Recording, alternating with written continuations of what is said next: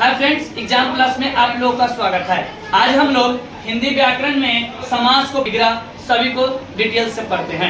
आइए सबसे पहले हम इसका परिभाषा को पढ़ते हैं कि समास होता क्या है। समास का परिभाषा क्या है? तो दो या दो के अधिक पदों के मेल से, दो या दो से अधिक पदों के मेल से बने पद को समास करते हैं। ध्यान से देखेंगे तो दो या दो से अधिक पदों के मेल से जो शब्द बनता है समास कहलाता है। अब है जैसे, उदाहरण हम देखते हैं। रस भरा, रस भरा एक शब्द लिखा है, इसमें दो पद है। रस भरा, इसमें क्या है? रस प्लस भरा, ये दो शब्द मिलके बना है। दो शब्द मिलके, दो पद मिलके बना रस भरा। इसका विग्रह करते हैं तो पता चलता है रस से भरा होता है। इसका विग्रह क्या होता है? समास का जब हम विग्रह करते हैं तो पता चलता है रस से भरा। अब दूसरा उदाहरण है राजकन्या। दूसरा उदाहरण है राजकन्या। राज जोड़ कन्या, राजकन्या बना है। एक पद बना राजकन्या, राजा की कन्या। कन्या का मतलब होता है यहाँ पुत्री, कन्या का मतलब होता है यहाँ पुत्री, बेटी।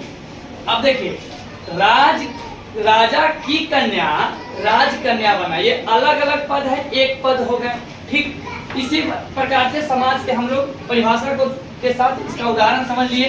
अब हम लोग समास के भेद को पढ़ेंगे। समास के भेद, तो देखिए समास के मुख्यतः 6 ही भेद है। समास के मुख्यतः कितने भेद है? तो 6 भेद है। लेकिन पहले नंबर जो तत्पुरुष समास है, इसका भी 6 भेद है। पहले नंबर जो तत्पुरुष समास है, इसका भी 6 भेद है। ठीक, तो समास के कितने भेद है? 6 भेद है। पहला नंबर तत्पुरुष समास, दूसरा नंबर कर्मधारय, तीसरा बहुब्रीहि, चौथा द्वंद्व, पांचवा द्विगु और छठा अव्ययी भाव है।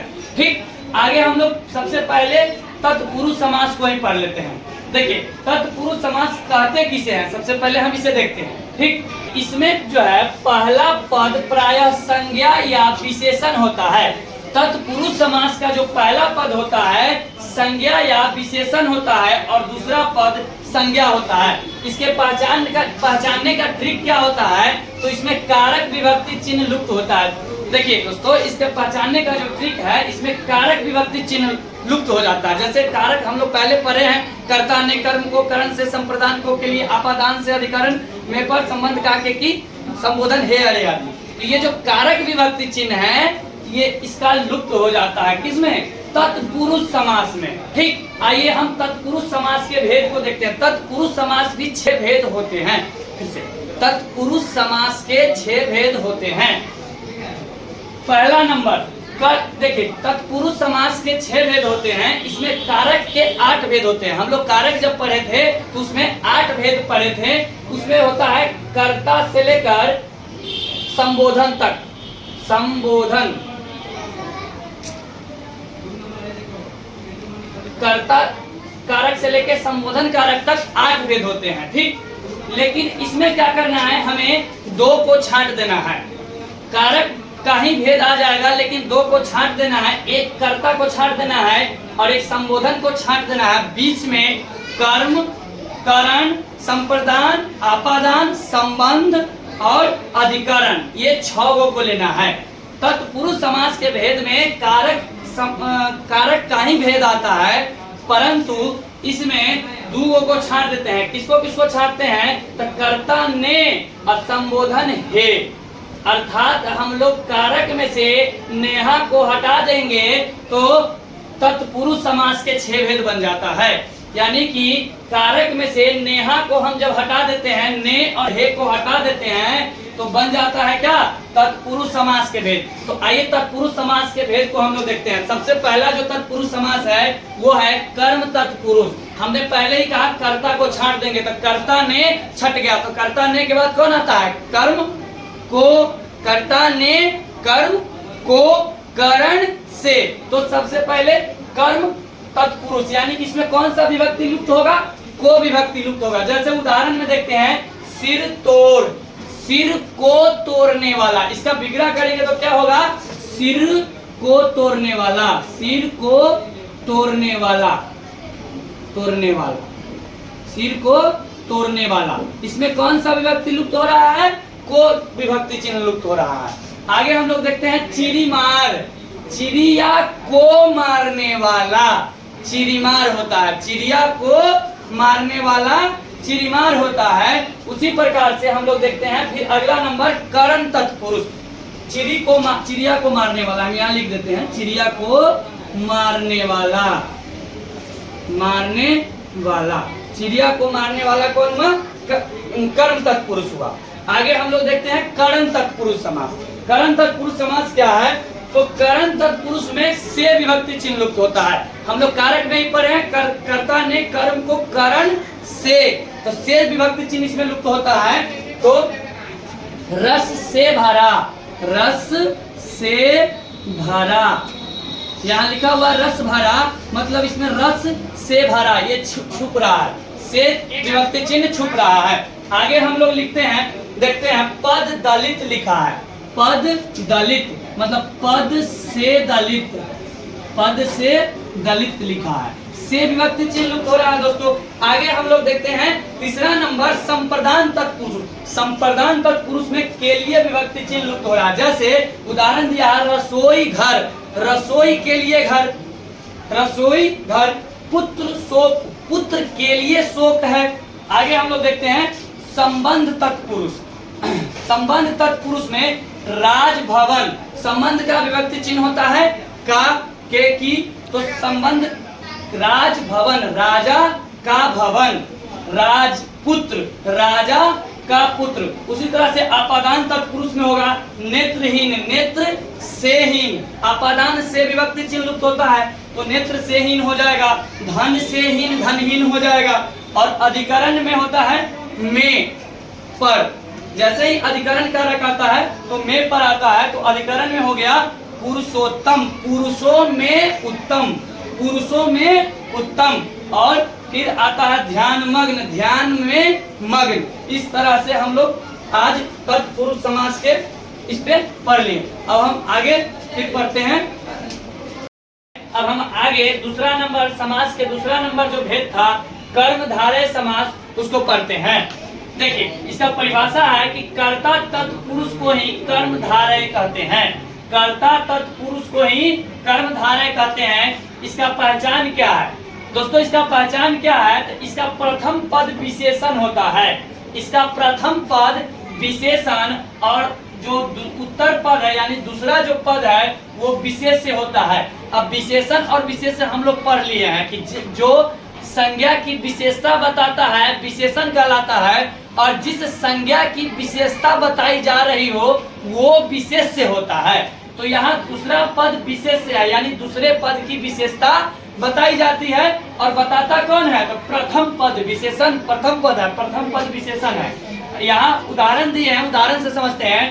पीतांबर, पीतांबर, पीत है जो अंबर, अंबर मतलब होता है वस्त्र, और पीत मतलब होता है पीला, यानी पीला जो है ये वस्त्र को बता रहा है। तो दूसरा पद वस्त्र है, पहला पद पीला है, यानी पहला पद क्या? विशेषण है। दूसरा नंबर उदाहरण है परमेश्वर, परम है जो ईश्वर, परमेश्वर, परम है जो ईश्वर, ईश्वर को, ईश्वर की विशेषता बताई जा रही है। यहाँ पे पहला नंबर प्रथम पद विशेषण और दूसरा पद विशेष से हो गया। महान है जो आत्मा, महात्मा, महान है जो आत्मा, यानी आत्मा की विशेषता बताई जा रही है। प्रथम पद इसका क्या हो गया? विशेषण, और अंतिम पद यानी दूसरा पद जो हो गया वो हो गया विशेष से। समझ में आ गया? ऐसे ही आगे भी हो सकता है पीतांबर, रक्तांबर, श्वेतांबर, बहुत सारे ऐसे आएंगे जो विशेषता बता रहे हो दूसरे पद के, वो सब जो है कर्मधारय समास के अंतर्गत आते हैं। इसका पहचान करने का यही ट्रिक है।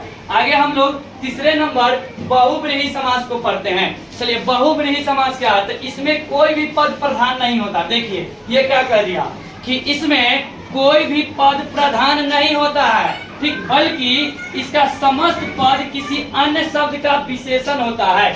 अब इसके पहचानने का तरीका क्या है? तो इसका प्रथम पद व द्वितीय पद मिलकर कोई अन्य तीसरा अर्थ निकलता है। देखिए इसमें पहचानने का इसका तरीका क्या है कि इसका प्रथम पद और द्वितीय पद मिलकर कोई तीसरे अर्थ को निकाल देता है। जैसे चंद्रशेखर, यहाँ लिखे हैं चंद्रशेखर, अर्थात चंद्र है शिखर मतलब सिर पर जिसके। अब देखिए चंद्र है शिखर जिस पर जिसके, यानी सर पे चंद्रमा किसके हैं, तो भगवान महादेव के हैं। तो यहाँ अर्थ सीधा निकल के आ गया, तीसरा अर्थ भगवान महादेव। वीणा पाणी, वीणा पाणी, वीणा है पानी मतलब होता है हाथ में जिसके, वीणा है पानी में जिसके, यानी हाथ में जिसके। अब हाथ में वीणा किनके हैं, तो सरस्वती माता के हैं। तो इसका सीधा अर्थ निकल गया क्या, सरस्वती माता।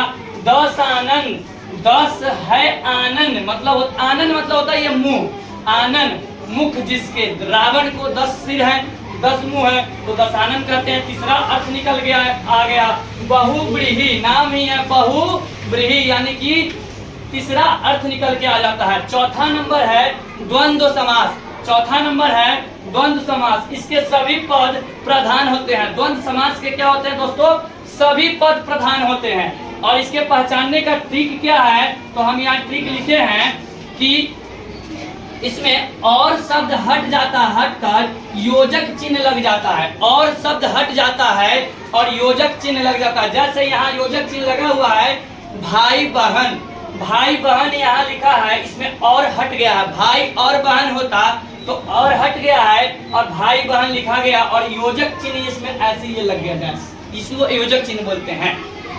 माता पिता, इसमें भी योजक चिन्ह लगा हुआ है और शब्द हट गया है। पांचवा नंबर जो समास है, पांचवा नंबर जो समास है वो है द्विगु समास। इसका पूर्व पद संख्यावाचक होता है, नाम ही है द्विगु, अर्थात इसका पहला जो पद है वो हो संख्यावाचक। जैसे चतुरानन, इसका पहला पद है संख्यावाचक, जो चतुरानन। जैसे चार, चतुरानन, 4 शब्द आ रहा है। नवरत्न, 9 शब्द आ गया। और तिमाही, पहला पद ती आ गया, संख्यावाचक 3 आ गया, इसमें 9 आ गया और इसमें 4 आ गया। उसी तरह से छठा नंबर जो है वो है अव्ययी भाव समास। इसमें पहला पद अवयव होता है, इसमें पहला पद अवयव होता है। जैसे प्रतिदिन, आजन्म, बेकाम। देखिए अव्ययी भाव समास के पहचान करने का तरीका यह है कि इसके पहचान में पूर्व पद में उपसर्ग होता है। उपसर्ग और प्रत्यय हम लोग पढ़े हैं कि जिसका पहले पद में कोई शब्द जोड़ दिया जाए और अर्थ बदल जाता है, वही उपसर्ग होता है। जैसे प्रतिदिन, आजन्म, बेकाम, सब में बे यहाँ उपसर्ग है, आ यहाँ उपसर्ग है, प्रति यहाँ उपसर्ग है, ये इसमें उपसर्ग होता है। इस तरह से आज हम लोगों ने समास के पूरा को पढ़ा है, उसके भेद, उसके परिभाषा, उसके पहचान करने का तरीका आज हम सभी लोग को पढ़ लिए हैं। बस इतना ही आज के लिए। जय हिंद।